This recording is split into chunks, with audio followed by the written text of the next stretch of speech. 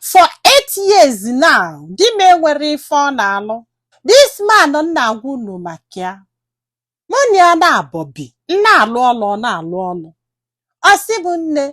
na ife di ya na-emeki na ife ya na-emeki, na ya ga-asị kene na ya ji nwa obele ife wee gafee ihe di ya na-emeki. Mana di ya na-alụ ya na-alụ o. Fa na-akwụ ụgwọ ụlọ ebe fa bi. Na fa nwee nani fa na-akwụ ụgwọ na-ete ekike arọfụ ụmụaka na-eduje ha skuul na-eme ihe ndị ọzọ wee na-enyelu fa aka duto na fa na-abọ na-eme gịnị na-alụsị ọlụ.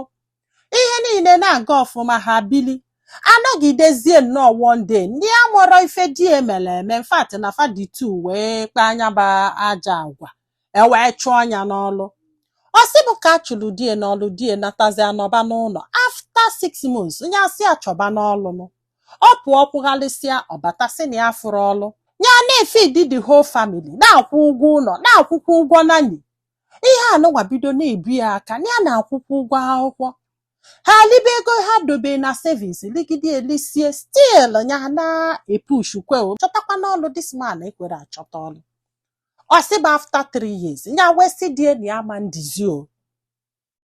na ya ma ndizi na ya ma nkwụsị ụgwọ ụlọ nyefe nnukwu ụgwọ akwụkwọ kwụọ ụgwọ nani na ọ dị too much na ọ na-ebi ya aka ihe esi a ka ekwe n'ihe a ga-eme na ya fụrụ ọlụ. Ọ bụrụ na ọ ga-achụ nani ya chụọ nani ka a na-edobe ụmụaka anya ebe o nwere ife ya na-eme ya wee si oke o na ọ kakwa mma ya wee si nani ya naba nani wee na di wee bido wee nedebe ụmụaka anya mana ife mezilini bụ ya jesi ọlụ bata ya esibekwe nni o subakwa akwa o sabakwa afele dozibekwa ụlọ ya wee si mba na ya ma mmie na ọ bụrụ na gị na-alụ ọlụ kịta na ịma njesi ọlụ bata saba afele fichebe ụlọ suba akwa mebekwa ife niile dị n'ụlọ na ọ dị too much na ọ na-abụ ya mesie enye ya do very weak na ọ bụrụ na n'eziokwu na ị chọrọ ịlụ ọlụ nani n'ihi take over everything nani na-eme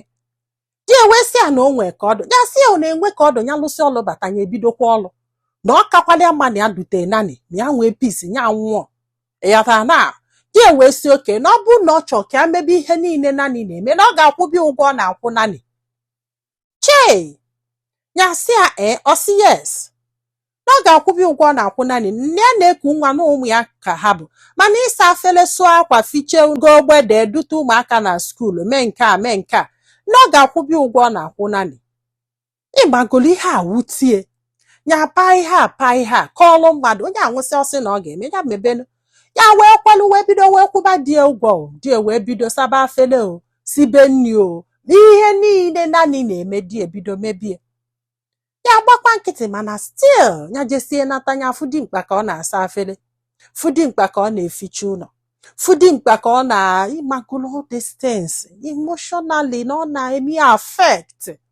ya na-ejikwa ihe nke a mana ihe nwere choice maka na gịnị melụ na bills na-agbake ya aka di wee bidozie o ya jesiri ịbata na ọ ga-emesi ife niile nani ga-eme o mana ya jesiri ịbata o ọ sị ya ka abịakwa ịgbagoro ya sị na since ụtụtụ ka ọ nọ n'ụlọ ya jebe ọ pụzia ọṅụsịa mmanya osiri mmanya na-anata ya nara drọpụ moto ọmakwe ka ya yipụ akwa ọchịlị ki oje ṅụba mmanya ya na-edi ihe anụnwa o wee bidozie nke datina kwụsị anya ụgwọ before 15th of the month olisigo the whole money o bidozie apụtasị ya nyedị m 500 nyedị m 2000 nyedị m 5000 ọ na-anakwụ ya ụmụ kirikiri ego enwere isi na ọdụ ya sị ya na mgbe nani nọ ya kwụrụ anya ụgwọ na ya da enye extra money o di ya sị ya na nani ibu nani ya nwa die ọ sị m nne na ike ngwụli ahụ even sometimes na ọma nne ya dọba akpa n'ọlụ na palọ jesa achị akpa ya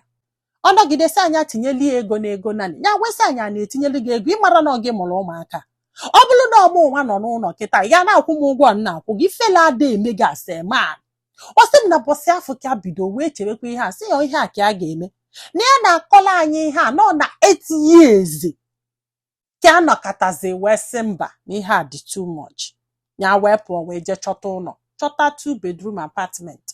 and na fabi na ihe anụnwa 4 bedrooms mgbe fana abụọ na-alụ ọlụ ya wee welu nnọọ nwayọ wee dozibe that place dozisie nye wee luo one day wee sị ya ihe anya na-ayọ gị since ni ebugi okenye ga-ebie ni adugota ya dị na 8 years abụrụ 8 days ni ama na-ejigide go for 8 years ka ịchọta ọlụ na ịchọrọ kama you decide to be nanny, a full grown man, a father of 3 decide ịbụ nanny nwunye no nwe ka ọ dị na ọbụgodu na ọ dị eme gị ifele na ọ na-eme ya ifele because na people have started talking na na-eyuzi die na-ejeli ozi ka ụmụaka dị ebulu bọị ya osikigbago ka ndị be anyị si eme osikwa nke ọ pụọ nke nya chọrọzi ochekwa na ya na-egwu egwu nye dulu ụmụ ya wonde kwakpuo na 2 bedroom afọ ọ bịa na-akụ aka n'ọnụ ụzọ nya jụsị ya na babe gị mbọsị ọbụla ị nwetara ọlụ nwe ife ị na-alụ ịgwa m mbịa confirm ọ bụ na eziokwu then you can move in ọ anyị achọta ụlọ ọzọ anyị niile ebili na-ejekwe ha ya that nanny again ọ bịa na-enyezilefe aka oke ihe ha rapụrụ n'ụlọ afọ wee pụta because na ya bụ olu ndị nyanwagolu hapụrụ ya ndị nke nyanwagolu o letọpụkwuo fancha niile na ọ kwụnwụrụ n'ugwu nọ na o nwere ife ọ ga-alụ ji wee pụzi anụ kọbazi anụ na ndị mmadụ chọbazi anụ ebe ọ ga-alalụ kwụgharịbazi anụ yọbazi anụ frens onye jụbazi anụ ya ife meenụ instead ọ ga-agwụ ya ife meenụ ọ gwaba onye afọ si ya eni anọgide one day pakọlụ ngwongwo ya duru ụmụaka ghara ya jewelu ọma ngwazikwa onye afọ ihe na-ese no ndị mmadụ wee bido confront bụ ya gwabi okwu ịmagonu mana ndị be ha gbara ịmagonu na-ayọ biko ya na-enwe ndidi kwa mbọsị nwee ndidi ya na-enwe ndidi for 8 years ka nọ na-enwe ndidi ihe a na-ekwuzi na ọ bụrụ kịta anọ nwaanyị ọ nọrọ n'ụlọ nwoke a na-enye nri gịnị na-emedo ụmụ nwaanyị fakpataba ego mmadụ ama nzulu ha ike nwoke ọ na-eyuzu since ọ na-asa afele na-eku nwa oluzie kịta ya wee sị ha nọ maka ihe anwụ unu na-ekwu na ọ na-asa afele na-eku nwa n'anya ka ya ji wee hapụ ya ka ọ gara ịsazi afele kuo nwa maka na ọ saba afele kuo nwa ya bụla ajọ nwaanyị ya enyekwu ya freedom ya nya asa na afele kuo nwa ya ka bụkwali ajọ nwaanyị a na-asị ya na ife o mere ajọ ka ya wee sị ka ya wepụta ebe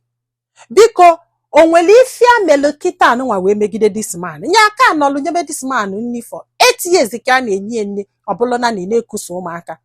even na o nwezi ka ụmụaka si afụta ya and kịta na ụmụaka bịazi focus on this man another thing ya fụrụ onye ji wee muvuo ihe ha need ha ejekwurie nke nwa ha ejekwurie na-afụtazi nyanwazi nyanwa kwesịrị ibe emoda di eton ozi abụla emoda nyanwa bụzala efada na nke a ama mmeo kedu ife amelu dị njọ ka a chọrọ ịma ife amelu ajọ ka nya aka nọ na-enye nne nafa ka gbasa akwa bikos na ya gwara ya si na ọ bụrụ na ịkwụsị okwu ike na ya gwa ndị bụ unu ka fabia wele iwe imelu n'isi oh yes na ife anya gị kịta bụkwa chance ka anya gị ọ bụ na ịnweta ọrụ nwe ife ị na-alụ come back gị na ụmụ gị anọkwalụ and na ife anya kwe gị bụ gịnị 5 years ọ bụrụ na ịchọtala ọrụ within 5 years afọ ịbịa wele ihe ime n'isi ma ọ bụrụ na ị kwere bịa mwepụ okwu kọtọ onye ọbụla ejebela onwe ya na nwoke nọzi n'ụlọ ị na-enye ya nri and he choose to be a nanny just because ọ chọrọ ịlụ ọrụ ike kwụkwalụ m amụkwanụ nwoke ya bụrụ nwoke agbara m nwoke na one zuru ezu na nwoke ga-ekwe ka ọ nọla nwaanyị na-enye ya nri chọkụmọrọfụ na anaghị ọ nanny kedu ụdị nwoke bụ ife anwa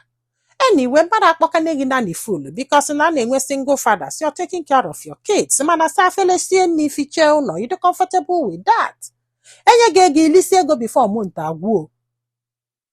ịnọgide isi nwunye gị tiilu gị ego nna ha ụfọdụ enwere shame ike gwụkwala o nwere ife ma ama nnụ nne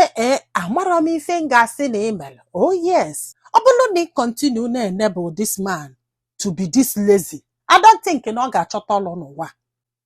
ị chọrọzi ịbala onwe gị ulu nwoke nwaanyị na-enye nri ọ sị m nne ma mmakwana anọ sị a na ọ na-anọgidekwe golu naanị akwa ya gotelie ya na-egolie maka ndị be anyị si eme nwoke nyebelu nwunye ya aka nyefele oke a sị na nwaanyị na-achị ya na nwaanyị na-akọntrol ya mebi o ji ọgwụ wee jide ekenekwa m unu I'm even surprised na divorce ya ni just nyekwa ya chance nya je chọọ ife ọ ga-alụ mana onye nye feel ezikwe na onwe ihe abụ my own opinion ya denye na comment section ndị be anyị daalụnụ ka ọ dị n'ụbọchị ọzọ